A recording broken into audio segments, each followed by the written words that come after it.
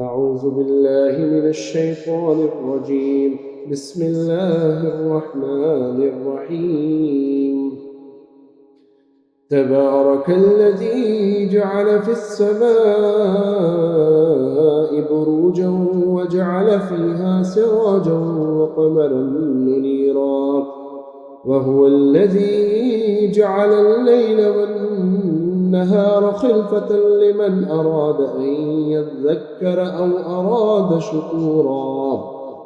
وعباد الرحمن الذين يمشون على الأرض هونا وإذا خاطبهم الجاهلون قالوا سلاما، والذين يبيتون لربهم سجدا وقياما، والذين يقولون ربنا اصرف عنا عذاب جهنم إن عذابها كان غراما إنها ساءت مستقرا ومقاما، والذين إذا أنفقوا لم يسرفوا ولم يقتروا وكان بين ذلك قواما، والذين لا يدعون مع الله إلها آخر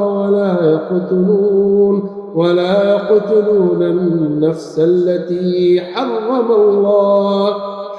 الله إلا بالحق ولا يزنون، ومن يفعل ذلك يلقى أثاما يضاعف له العذاب يوم القيامة ويخلد فيه مهانا إلا من تاب وآمن وعمل عملا صالحا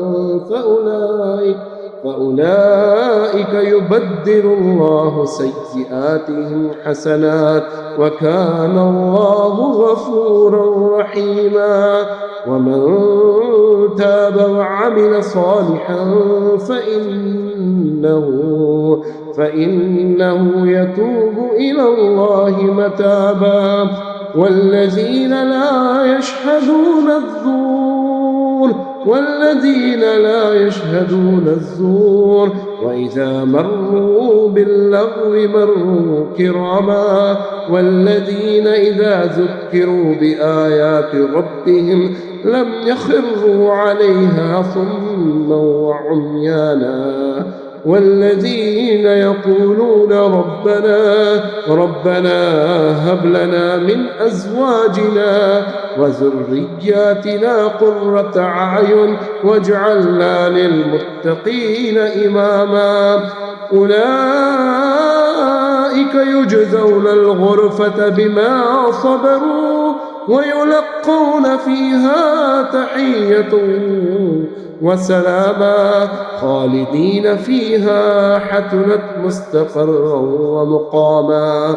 قل ما يعبأ بكم ربي لولا دعاؤكم فقد كذبتم فسوف يكون لزاما.